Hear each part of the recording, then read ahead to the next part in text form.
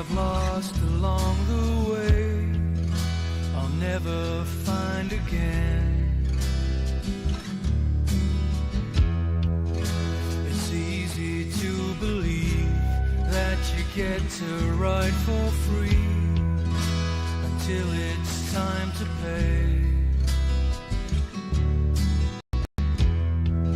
On a day just like today, I drove to the ocean, looked out at the sea. I started to wonder if I could ever be free as the ocean.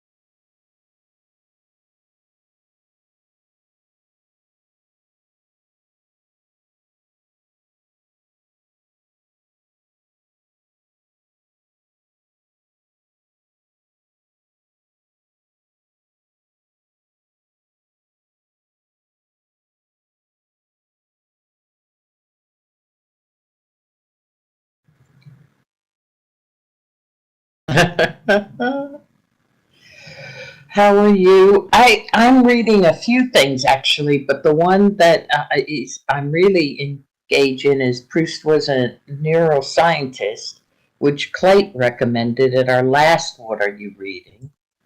And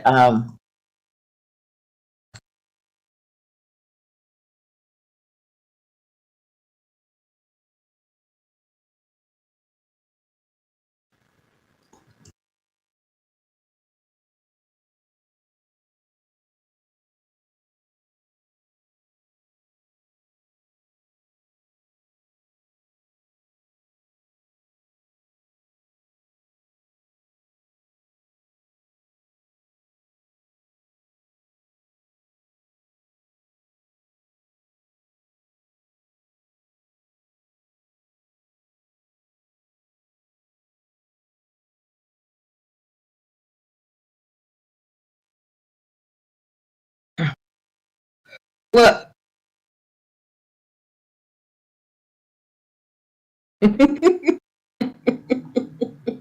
I contribute a lot to AI, right?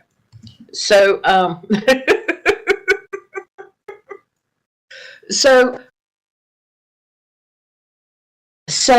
it goes through a lot of artists, um, and it talks about Proust being one of them. But I'm not actually to Proust yet. But I've gone through Whitman and Emerson, and some.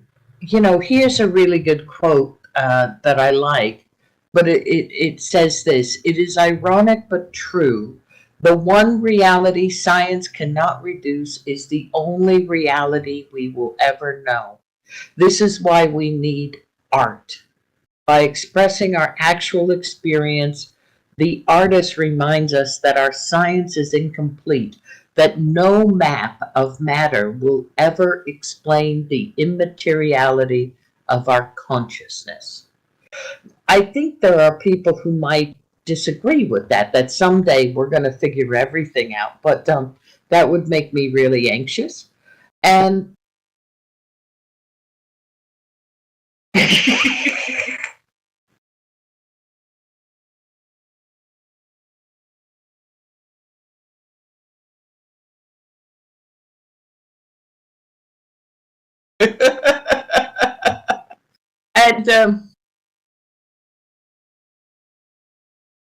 and and I think it's interesting that as I was going through Emerson, who influenced Whitman a lot, I think it's nice that the book gives historical context. Like I think sometimes we forget what was going on when certain things happened. Like I knew Whitman was clear on the Civil War. He saw slaves being sold at auction, and this really influenced his feeling that we are one, we are whole, and that there's a unity, and so therefore everyone has these attributes, not just white people, but everyone is a being, not even a human being, but a being. High moon.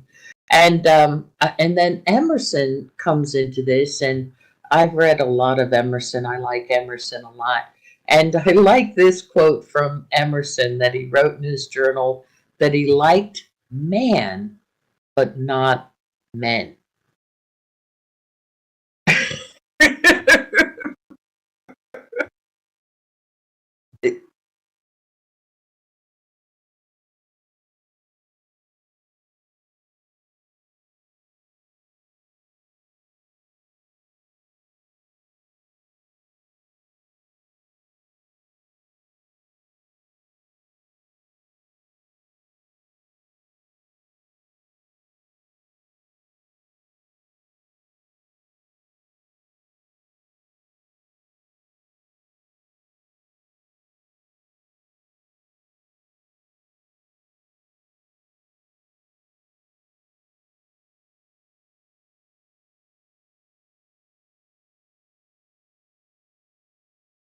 And what Emerson, oh, go ahead.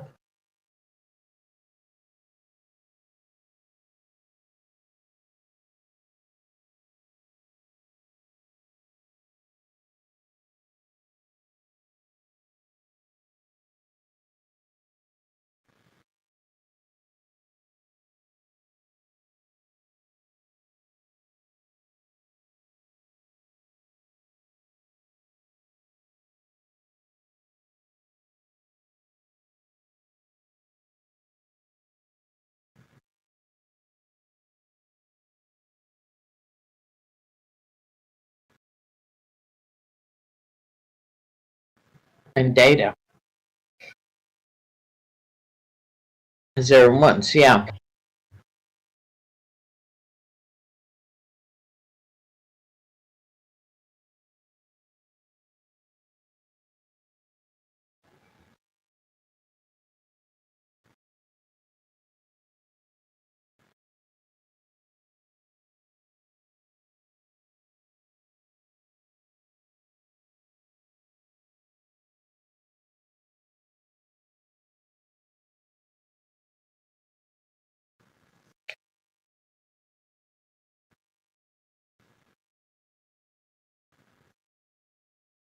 Well, and I think what the book does essentially is it looks at the focus of these artists and how this lends itself to today's understanding of neuroscience, not even tomorrow's. So, this aspect of the individual is an aspect that science cannot capture, but that Whitman did. Uh, and and this idea that um, Emerson, who was a transcendentalist, but he he was part of organized religion and he left because he was a nonconformist and religion was about conforming. And he felt as an individual, conformity is like the worst thing you can do for creativity and for the human uh, uh, for the for being human. I don't know how else to phrase it.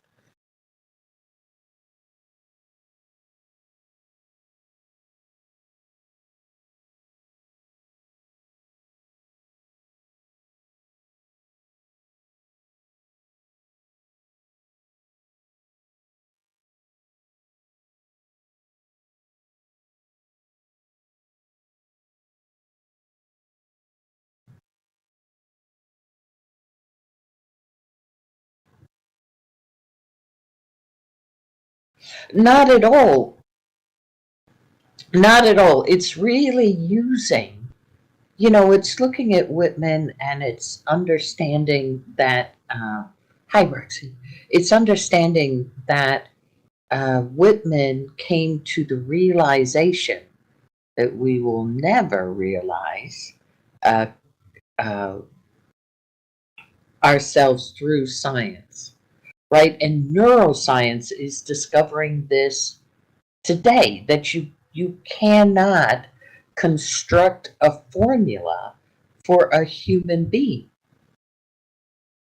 And so what it's really doing is matching up, like, when we talk about sci-fi, predicting the future, these artists predicted the future understanding of neuroscience.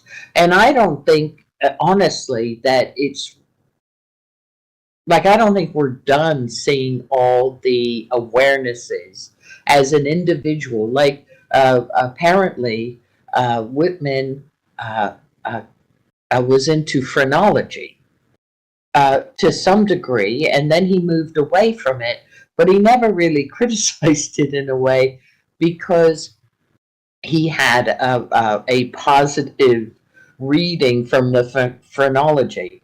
But he did critique sciences in a way, saying that science was very limited in its scope. And so we're learning that too through neuroscience. We're learning about, things like plasticity, which means we're all unique. And not only are we unique, we can alter the way in which we are unique.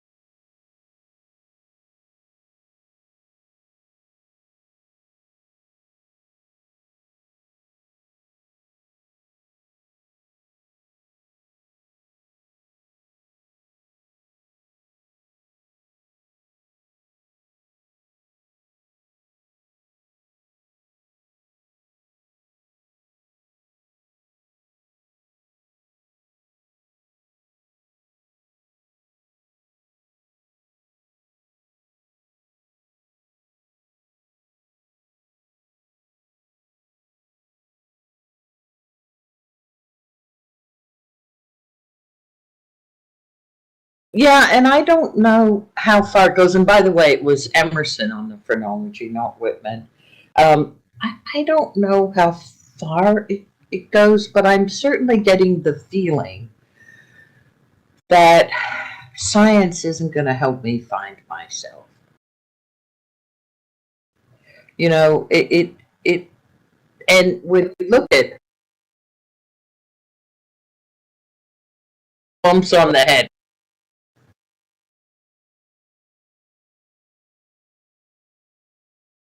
right, lots of things about the skull, bumps and things based on their understanding, and the books point out that, yeah, the book points out that really how they did phrenology in the day was they would look at someone who was intelligent and say they had a high forehead, therefore high foreheads are signs of intelligence, and they would kind of right away if you found someone with a high forehead that maybe they didn't think was as intelligent, right? So it wasn't really science as we would think of science today, not at all.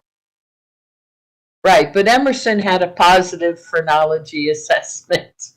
So he wasn't, I get the impression he wasn't real keen on it. He just didn't say it a lot because he kind of liked his assessment. But yeah, what I'm learning is, yeah, science won't help me find myself. And when I look at Whitman and how free he was creatively, because nobody wrote poetry like Whitman, nobody, and nobody would publish Leaves of Grass. He finally found somebody to publish it, right? And this is this conformist society we live in. It's just like Einstein's theory of relativity was out of the box, and so everybody looked at it and said, you know what? That's not how we think. And the answer is, to me, from just the beginning of this book, is I can't be told how to think. I discover that.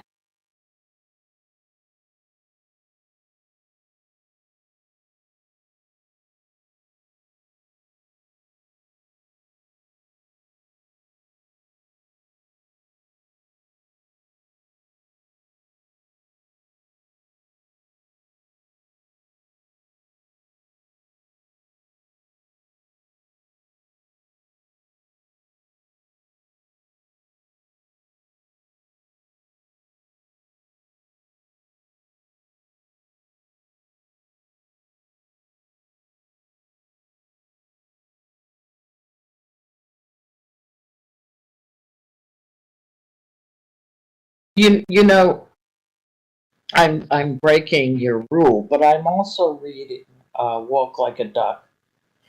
Uh, yes, by the great Rick Harsh, and I'm finding this very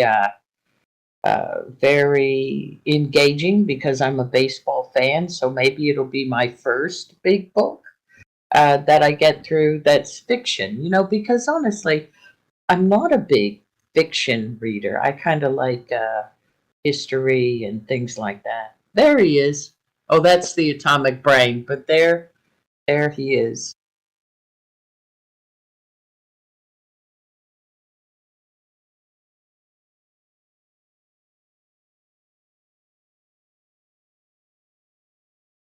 Yeah, it's Italian Little League, and he goes into some detail about how Italian Little League might differ a little bit, and this team makes it into the, I guess, what you might call post season, and figuring this all out, and I get some impression of the interpersonal aspect of this. Like we have a commercial here right now where they say they need a pinch hitter, and the coach says, "Hey, Derek," and this guy stands up, and then the coach goes, "No, I meant Derek Jeter." Right, and and that's not a good way. That's not a good way to do it. And so there's a little bit of this. How do you maintain this and a little bit like Infinite Jest, I guess. How do you maintain this positive and motivated aspect in your players while making sure you've got them working as a team, meaning if somebody isn't picked as the pinch hitter, they don't feel bad, they feel empowered. You know what I mean? I totally know what you mean, and I also want to thank Name Nameson, which is probably the best name that I've ever seen anywhere on YouTube, Second Life, Roblox, or whatever, who reminded me on YouTube that I was muted this entire time, and I said Oh, so I'm many sorry. profound things. Shyla said even more profound things, so that's good. Now, thank you, Shyla. If anybody has anything they want to add to books, I mean, Dex Euromat, I know what he's reading. And we're going to talk about it in a couple of weeks, I think, is the next one. So, of course, the Great Infinite Jest. People can interrupt me anytime if they want to share something. Otherwise, speaking of Rick Harsh, I have prepared a few really cool things that I would fire off.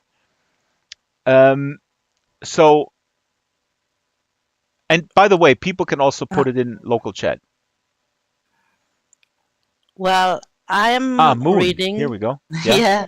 yeah, besides Infinite Jest, I was reading before that Bora Chang. She's a South Korean writer.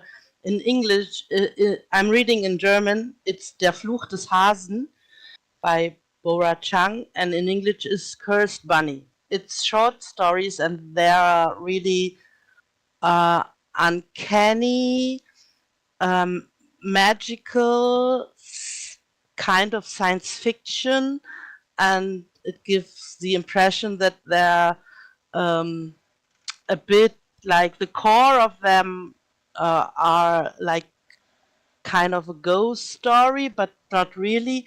And they're really strange, and I like them a lot. And they're also the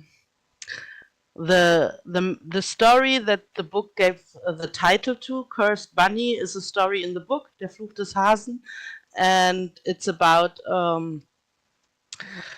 also a bit of a capitalism critic because it's about a big whiskey distillery or liquor, not whiskey, liquor distillery company um, breaking the the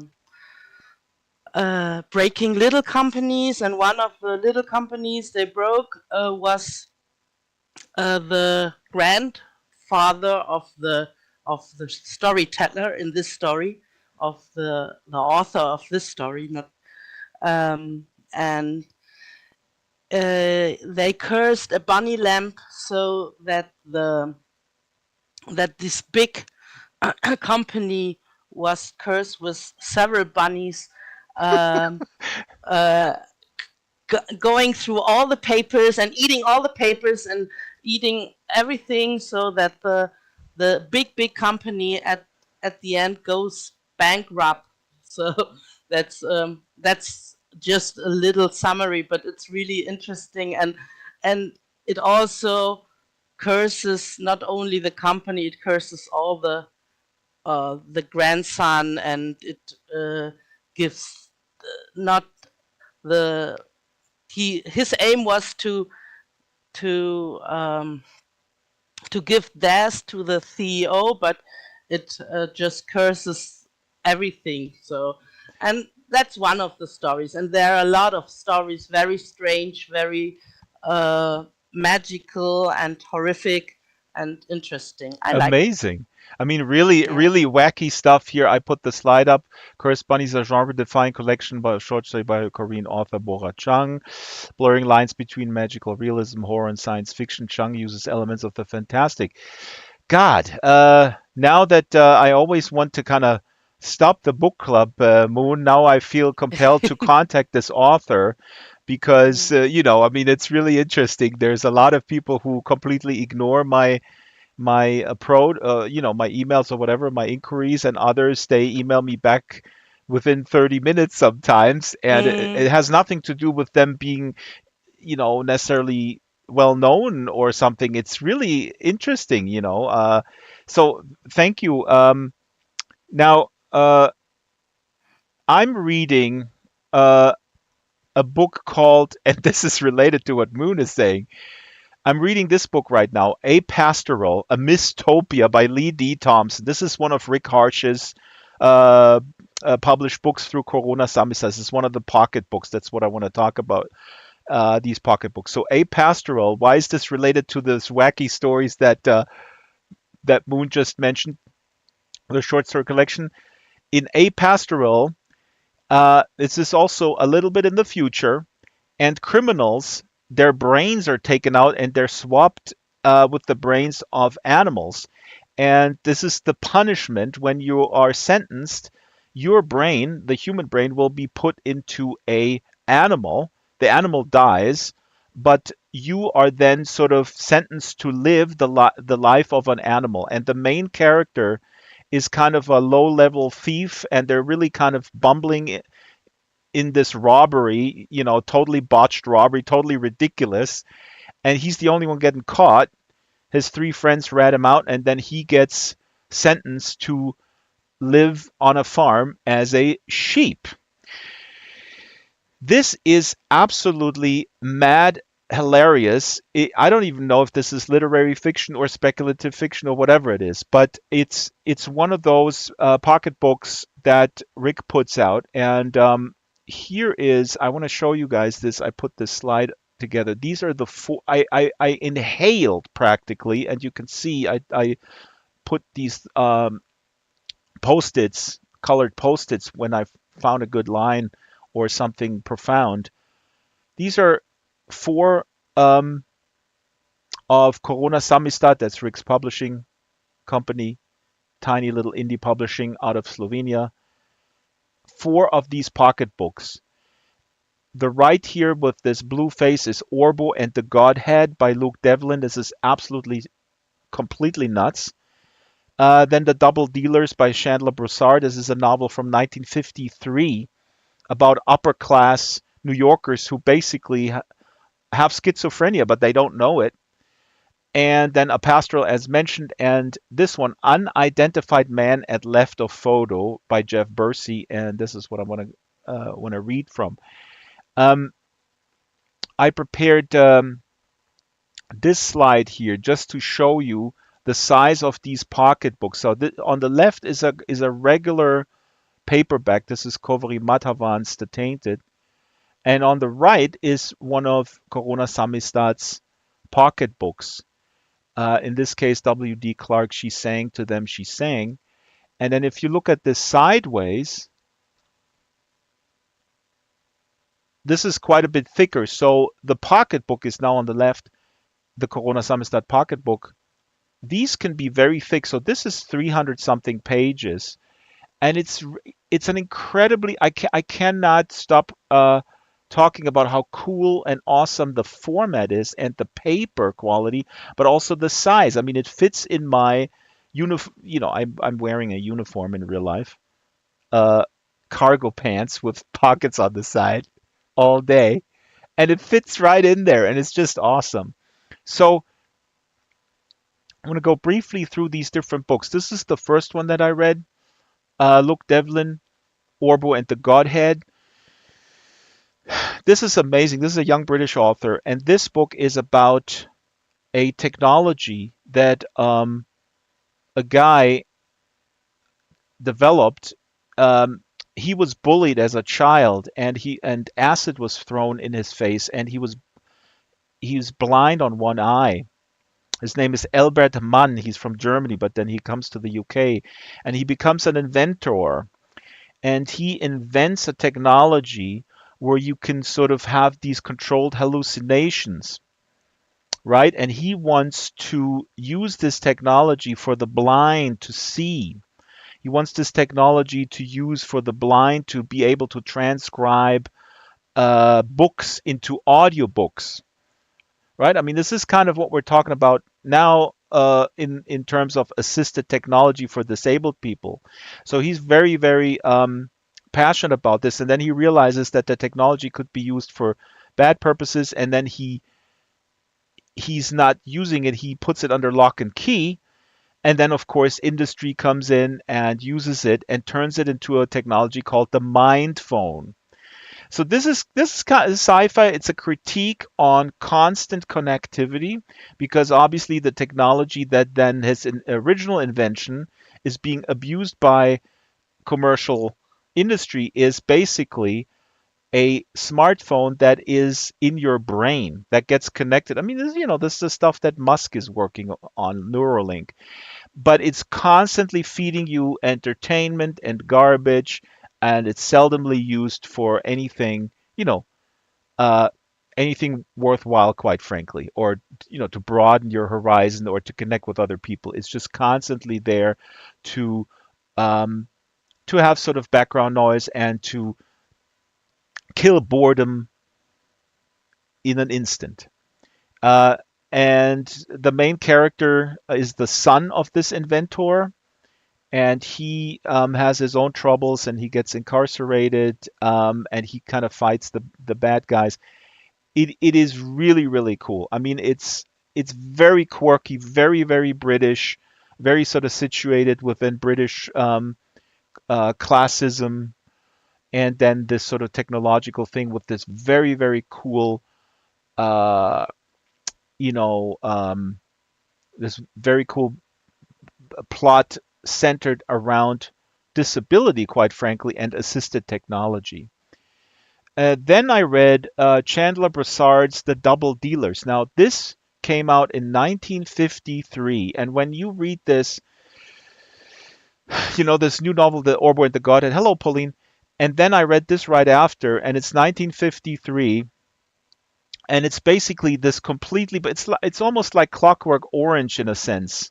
Not with a little bit of the brutality, but no, I shouldn't compare it. The only thing that why I throw out Clockwork Orange is that here we have an upper echelon New Yorker scene with people who are very rich but are extremely bored, and then they do really weird stuff, and they're basically schizophrenic. Um, they have dual personalities, and one guy is institutionalized because of the schizophrenia, and everybody else pretends that they are not suffering from it, and they laugh about the guy who is basically in an institution. Um, Class plays a role. Race, there is an African American who is frequently dismissed um, in the worst cliches. Again, this is very much a critique of those types of stereotypes. This is not that the author Chandler Broussard was subscribing to this. It feels incredibly fresh, this novel. If you think about that, it was written in 1953. It was only published in 1960, actually. So this is another one of Rick's, and this is 10 euros plus shipping. Um, it's just amazing. It's like a treasure trove. It's magical. It's absolutely magic. Now, this one is Unidentified Man Had Left a Photo, which is so crazy hilarious that I laughed out loud on the bus and people were looking at me. So this is the best kind of book. This is about a guy who comes into an inheritance and then moves to Prince Edward Island. Who knows where Prince Edward Island is? It's on the Atlantic coast of Canada. And this is essentially, if you will, a satire of small town life on Prince Edward Island in Charlottetown, which I don't know. I think it's their largest town on Prince Edward Island, but it's still relatively small. And it's so specific that it becomes universal. Those quirky people that everybody knows, the local artist, the local retail guy, the entrepreneur, the local homeless guy, the crazy woman on the bus and whatnot. It is so hilarious, and I'm going to read from it shortly. So that's what I'm reading. Deb says people like in my village. Yeah. So this is what I'm saying. This book is so specific about Prince Edward Island, all these references, and then he puts himself in, like, very postmodern. The author comes in every once in a while. Like I told Shyla, there's one scene in there where he says, where the protagonist does something weird, and then all of a sudden you're reading this, and then the line is, well, that's my protagonist does that stuff. I mean, they're fictional characters. If you want realism, put your hand in a fire. So the author here, Jeff Bursey, just completely randomly inserts himself in this sort of like, it's like an it's like a rant. It's a 200-page, not rant, but it's just not. It's just observing these quirky people on Prince Edward Island, and like Deb said, just like people in my village. Uh, that's I felt like that when I read this. I go like, this dude is writing about this town that I've never been in, that I didn't even know where Prince Edward Island was before I read this book. I looked it up on Google Maps, but it's like him talking about the town I lived in, California, small town. It feels like he is talking about the Munich neighborhood that I live in now. So, are you guys up for me reading a little bit from this? Here's Google Maps. Here's where Prince Edward Island is. It's actually connected to New Brunswick and Nova Scotia by there's one big bridge there. Okay, so I hope people are not going to be offended by this. There's a few hilarious things in there that may or may not offend people. And as a matter of fact, there are footnotes in there where the author says, where the author kind of apologizes and then just nonetheless keeps going. In this excerpt that I'm going to read, a character by the name of Joe is the guy who moved to Prince Edward Island. He inherited from his brother a lot of money. He bought a house, and he's basically just looking around, walking around town. And he is, wealthy enough to not have to work, not super wealthy. And his name is Joe. And in this, where I'm going to start, he encounters this woman called Ida who always walks around town. He doesn't know who she is, but she's, just one of those mainstays in the village or neighborhood. And here we go. Ida approached our Joe. She paused mid-step, one bare foot resting on another, then simply returned to the sidewalk our Joe occupied. Ida, often dressed in brown pants and a flowered blue blouse that didn't reveal anything no matter how hard he looked while pretending not to. She asked, as she always did, "Do you have a cigarette?" "No, sorry." She walked on. He turned to see if her progress had been checked by his response, but automaton Ida hadn't slowed her pace, and about 30 seconds later she spotted someone, again on the other side of the street, who she half approached, a man coming out of or going into his house. She stood in the middle of the road and addressed him. There had been no cars for a couple of minutes. She was perfectly safe. Joe wondered how she would react if he did have what she wanted, a cigarette.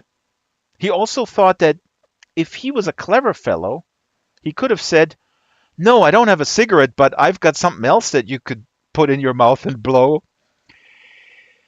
But that kind of thought never came to him when he needed it. He resumed walking to the supermarket and thought about the bus system in Seatown, that's Charlottetown, that had revolutionized almost everything. Cleaner air, better service to the elderly, the indigent, the students, those without a car or bike or motorcycle, and another example of the big city ways that Charlottetown was adopting. A swagger, an emulation like a kid wearing his dad's pants, or just a tie maybe, considering there were only 6 buses. Joe contemplated hopping aboard. His friend Ed, who he hasn't met yet, had an opinion on them. "Crazy people get around well enough." Ed had in mind a roly-poly woman who knitted hangers.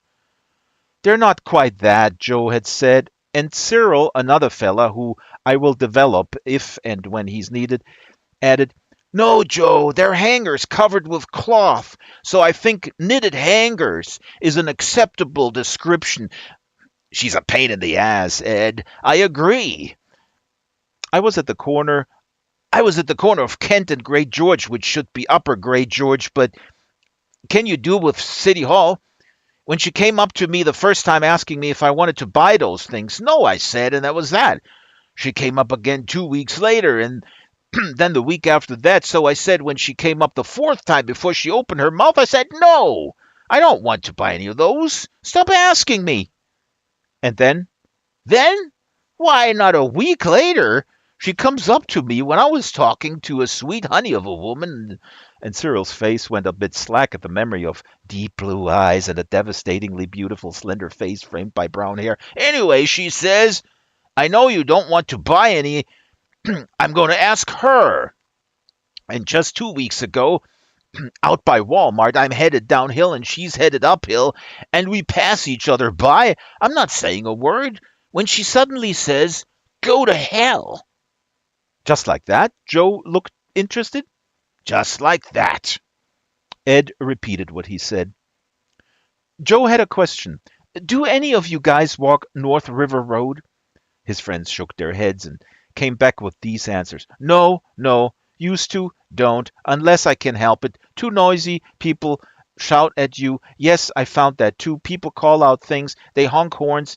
If you're not on the grass, but in the bicycle lane, they're rude. We're rude here. We are. Don't pay any attention to the propaganda. We all think like the blogs on news sites. It's the older ones mostly, but younger ones shout faggot if you're carrying flowers or yell something over their rap music blaring out the car window.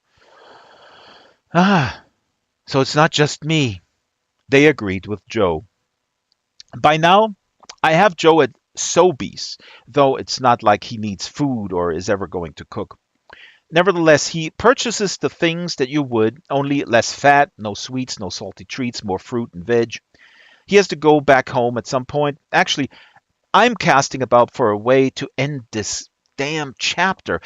I could have the ambulance go by again, like this charming old one found tucked behind a set of abandoned businesses in a community not far from Seatown. There will be excursions to or mention of Summerside, Souris, Georgetown, the ever-restive community waiting for the Irvings to bring it back to prosperity and save its children from leaving for better places. Oh, the sadness of travel, education, and knowledge gained elsewhere when everything one needs is in the civic equivalent of a drop of water. Alberton Tignish, such as the infamous English cranes of Tignish, whose beaks are often stuffed with fish, though they have little sense of taste and are unable to discriminate between the foul and fresh. The mouldering and the living, they are simply stuffing themselves with whatever is present that day, West Cape, and so on and so on. Okay, well, yes, there is something. Joe overheard a conversation between a vivacious woman raised on Cyprus and a pasty-looking man who kept trying to walk behind her in the aisles when someone needed to get by. For an inexplicable reason, this made her laugh, though to Joe, he thought she'd be wise to the fact that this gave the guy opportunities to appraise her delectable ass. Women, Joe sighed. If only I knew a woman, inside and out. Preoccupied with that, he didn't notice Ruby McMuckman until he rammed her cart and through a narrative twist on how things would work in the real world, sent her melons flying. Joe would have followed Ruby anywhere in the world. That's what love songs would have you believe, since they're penned by codependents. Without them, we'd be humming choruses of tunes lauding butter over margarine. Ruby chose the express lane. I hate it when someone follows me in the supermarket would be what any sensible woman would think. Ruby's only a stab at a female character, and so for my purposes finds this new friend kind of attractive and is intrigued that in the middle of a workday like her, he has nothing to do. But she knows why she has nothing to do. His shirt is open, showing curly chest hair. She likes him. She hasn't had a man in her 7-sentence life. As for Joe, he's smitten by her killer smile and the greenest or grayest eyes he's ever seen. He's sorry he bruised her melons. Her melons look a little sadder now for their sudden contact with the hard surface of his battering cart. The tip's a little swollen, but Ruby assures him they'll recover. He hadn't anticipated she could rant. It transpired unnaturally enough. He and she were talking in nervous, him, and calm, her, tones about this and that, stuff others might spend time putting in here. For example, I don't understand why men use a body lotion that's the same scent as their aftershave. They wouldn't normally want their face to smell like their ass. Can you hand me the chewing gum? Thanks. That's why women have lots of different scents and we don't get bored. So much nicer at the superstore. I came here because I felt compelled. Did you ever wonder what was the largest cloud ever measured? She swiveled her head sharply and took in a woman at the next checkout. Smell that? Joe did not. Vanilla and roses. Now that woman, I could eat her right up. This wasn't said in what Joe recognized as a casual way, and he wondered if she was straight. If she was bi, he worried that that might eventually make him less than mono, not something he had prepared for. It isn't why he moved to Prince Edward Island, though he ought to have known that Charlottetown is friendly and welcoming to gays, particularly at their tourist accommodations, as well as transgender people. The action is often subterranean, but once you're below surface, there's lots of it. He wasn't into that. He liked his kink conventional, and now here was this woman he felt attracted to in no mean, low-down, use and discard kind of way, saying she could swallow whole another woman. He might have said something, or his face might have betrayed him, for she leaned into him, her gray or violet eyes looking directly into his. Don't worry, I'm just talking. That's when the woman ahead of Ruby set down 3 items over the limit of 10. The supermarket posted on the green sign above the conveyor belt. Ruby said nothing. But she began to count the items on her long, slender, ring-free fingers, and the almost owner of the groceries noticed. Ruby turned to Joe. I had a boyfriend. We broke up months ago. And he told me I was passive-aggressive. Bear with me. I'm working on getting rid of the passive part. When her own purchases, numbering 7, were rung through, the clerk asked for $27.42. Ruby offered to pay $23.67. This confused the clerk, but Ruby didn't offer more. The manager had to be paged. People in line sighed and looked fruitlessly for another open express lane. Situated between Ruby's delectable body and the cart of a man behind him, Joe took in this bewildering and awesome scene. What seems to be the problem? The well-bred manager wore a tie bearing an egg pattern, or else they were egg salad spots, and sported an ID tag that declared he was Ron D. And goddamn proud of having that distinction from all other Rons who worked there. Your clerk can't count. The bill, Petunia, let me see the bill. Yes, reader.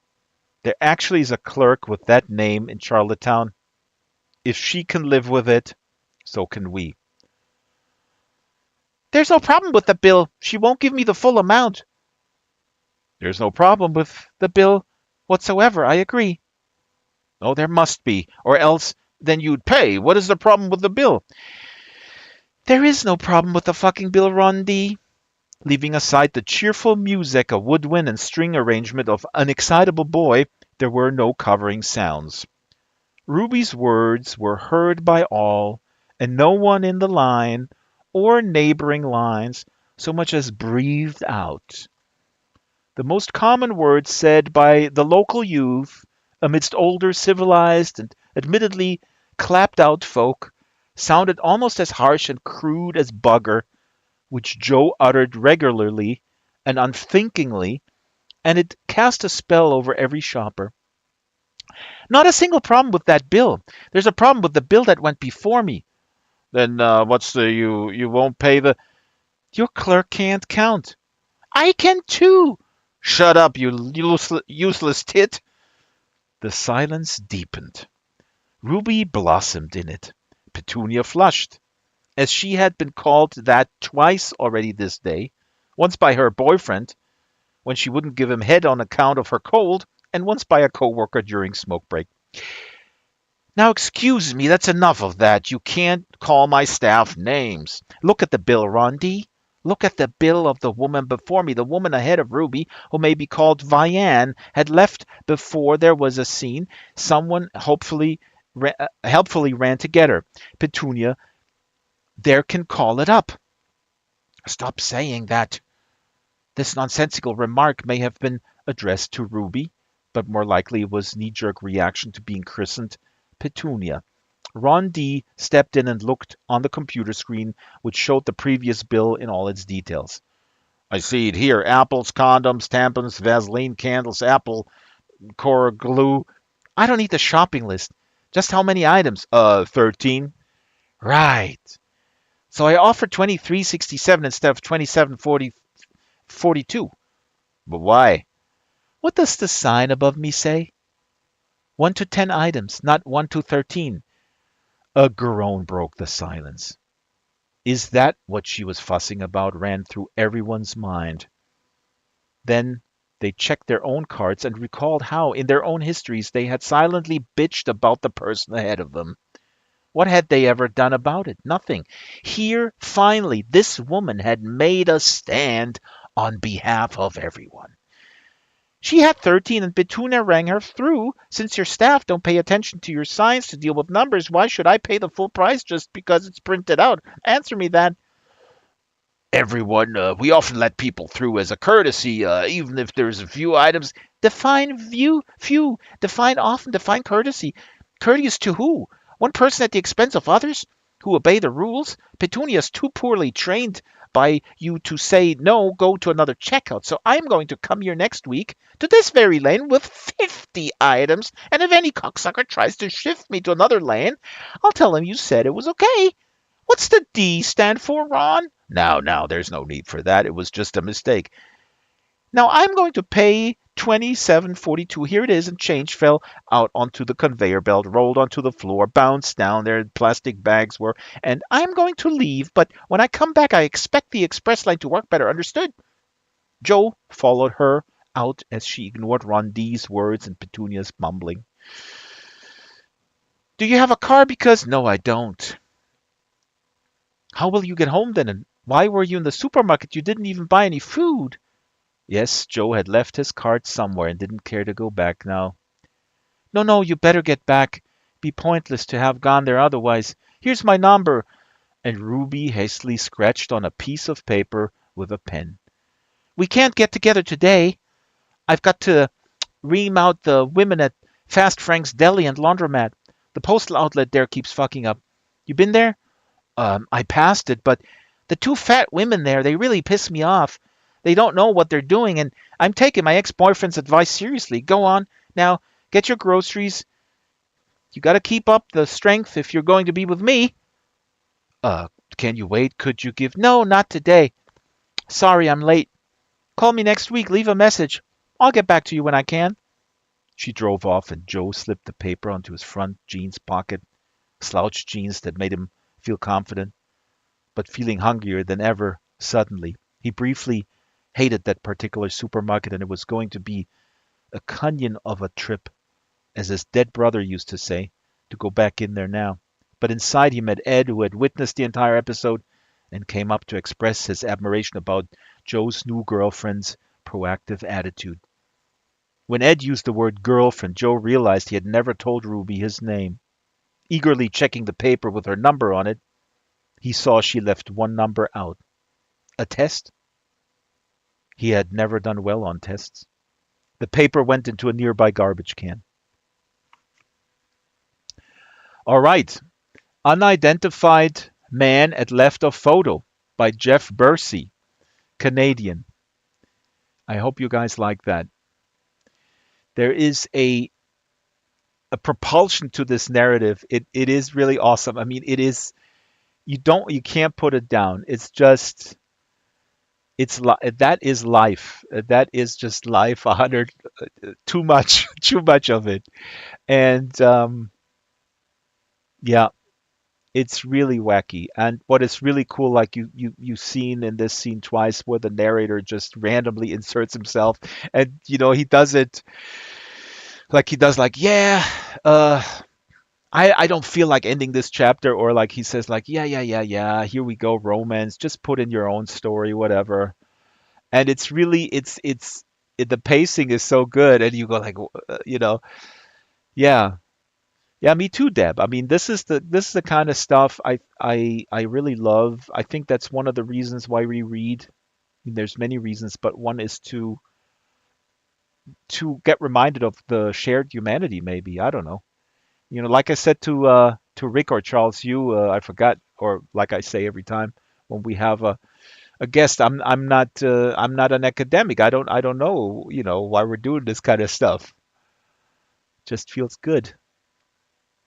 Hey, Drax. Yeah, A couple of comments in chat that we missed. I want to please, yeah. pop in here. Here's one from Roxy. I'll let you read it. Let's see here. Roxy says, just here to listen in. My university work offline has been back to back. The last book I read was on Georgia O'Keeffe. I loved it, but it was a part of my essay work, and by the end of my essay, I vowed to not revisit O'Keeffe till I'm over it. So maybe a few years, but excellent book, interesting artist, tough, very much a woman of her own time and era. Thank you. This is fantastic. Georgia O'Keeffe, let me see if we can put that in here. If the manager can very quickly put um, this book cover in here. The manager is very quick on his feet. I appreciate it. Here it is. This is this is not the book that you read in the West, but this is something by Georgia O'Keeffe. Among the great artists of the 20th century, stands out as one of the most compelling, 1887 to 1986. For nearly a century, Georgia O'Keeffe created innovative impressionist artwork that challenged perceptions and kept evolving throughout her life. If you want to, if you have it handy, you can give it to the manager. Maybe a few images, or somebody can put some images. Now, it's interesting that you mentioned you had to read it for an essay for schoolwork, and then you're over it. This, I can relate to that so much, because, and I think we need to, sometimes we do stuff for schoolwork and we're into it, but sometimes doing something because it's required for us to do it for school or work, we stop enjoying an artist. And I say this frankly, I'm quite open to our guests about this. I had a meeting with an Australian author who's coming on, Tracy Sorensen. I said, the weird thing with the book club is that I love all the authors that are coming. I'm excited about preparing every single book, but this weird psychological thing that when it's coming up on my calendar and the calendar says, okay, now you got to start preparing this particular book because the author is coming in a couple of weeks, then all of a sudden I feel less excited about this. It's really that kind of like, oh, you're making me read it, but I made myself, do it. So okay. So O'Keeffe is you're typing here. Roxy says, in today's world, O'Keeffe would be seen as racist, but her time in the 1930s, she was a brilliant female artist among male-dominated world. It was hard in today's world, both things juxtaposing one another. This is very interesting, Roxy. Yeah, if you want to talk about this or just prepare something for one of our meetings, no pressure, but this would be fascinating. I find it especially interesting when people who are, trailblazing, here in a male-dominated field, let's say, uh, and here's a successful female artist. but she has problematic views in very important areas. How do we deal with that? Um, I'm a big fan of Hannah Arendt, and there's some problems with Hannah Arendt too. I mean, nobody's a saint, I guess. Um, but yeah, like she went to Native Americans to teach them about the United States. Aha. She was indoctrinating the Native Americans, said, "Hey, Native Americans, so now we have a new country. I know you've been here before, but now it's different. Different people in charge." It's And go ahead. No, it's interesting. Roxy just also said she died 9 months before she was born. That's also, I find these kind of things also fascinating. These kind of numbers. Franz Werfel is a German author who finished a really important book called Star of the Unborn. I'm going to talk about it maybe next time. And he finished it on my birthday, but not, of course, on my birthday in 1970, but in 1945. But on my birthday, and then he died 2 days later. Anyway, Shyla, go ahead. We've got one more from Dex. Dex, what is Dex saying? I had a chance to read a book that was issued by a friend. He was doing fan fiction stories over a decade and got a chance to put them in a book. He's making fanfic around Knight Rider. Oh my God. Dude, Dex, you gotta send me this. You have no idea. I was obsessed with Knight Rider. David Hasselhoff, he's making fanfic around Knight Rider and how it would be in Poland. Unfortunately, book is only in Polish. Oh yeah, you put it here in the chat. However, it is fully available online and can be read. Dex, tell your friend, find a translator and put it out in print on demand because I'm gonna buy it. I'm gonna be the only one, maybe. Print on demand with Blurb, or there's several services. Blurb is an okay service, I guess. Uh, wow. So Knight Rider set in Poland. That is just amazing. I think fan fiction is an incredible phenomenon. I very much love it. Okay, let's wrap this up today. Any last words by anyone? Now or never, now or forever hold your peace. And by peace, I don't mean a gun.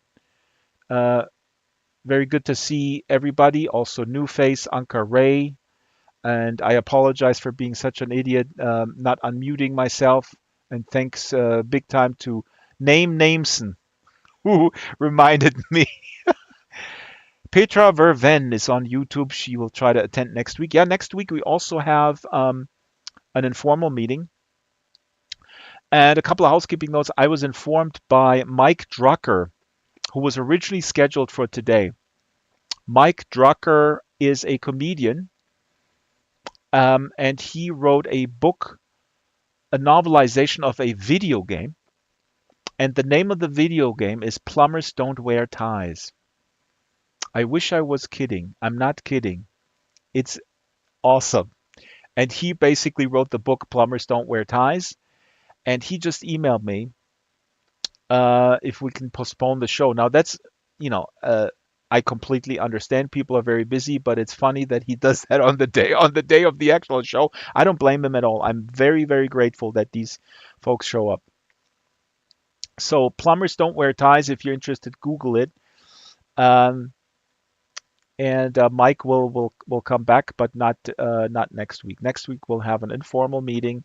Bring your books, and if you have images for those books, or you want, what you want to talk about, send it to the manager, and then the manager will prepare maybe a couple of slides or whatever, right? And if you want to support this effort, please put it in the tip jar right here. This tip jar goes to Shyla. Shyla does amazing work. Please don't tip me via Ko-fi. I'm going to do a fundraiser for the documentary work, but Shyla is really doing a lot, and this tip jar goes to her 100%. Shyla prepares every show with the guests, and is absolutely indispensable. Is that the right word? My English is not so good, Dex, so I'm not going to translate this Knight Rider fan fiction. But I need it. Why can't it be translated by AI, Dex? What is AI for? Shyla, should I share my outsider? You guys know what? Okay, last thing. You guys know what outsider art is? It's actually kind of an offensive term, I think. Outsider art is someone who is not really um, doesn't have an education in their specific field, I guess. I don't know the exact definition. I should have prepared this. Um, and people know my stance on AI and my worry about AI really killing the artistic impulse by commodifying everything, the rest that we have not yet commodified completely. And so I created a little piece, um, outsider art style, and I'll leave you with this one. The manager just put it in the local chat. It's a 1 minute Christmas song for my upcoming Christmas album, and it's about culture. Careful if you click on it, you will never be able to unsee this. But Shyla, is it safe for work viewing? Shyla is the only one who saw this, I think. All right. I think it's, well, I don't know, headphones recommended. Right. And the lighting is very, very good. Okay. I see you guys next week, and have a wonderful day and rest of the week. And also, thanks for people watching on YouTube. I hope you enjoyed it and it was inspiring. Goodbye.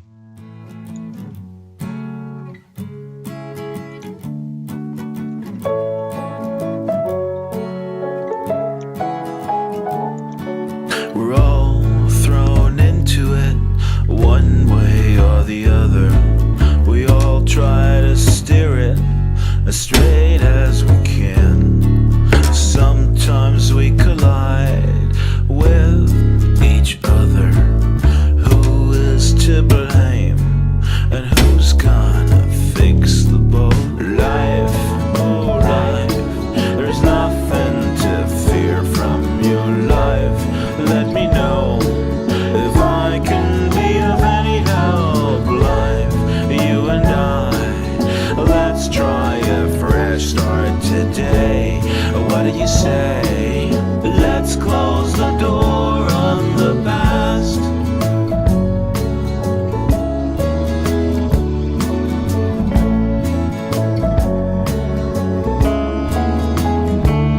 So we swim, and it is in so many ways just a little trick to keep our heads above water.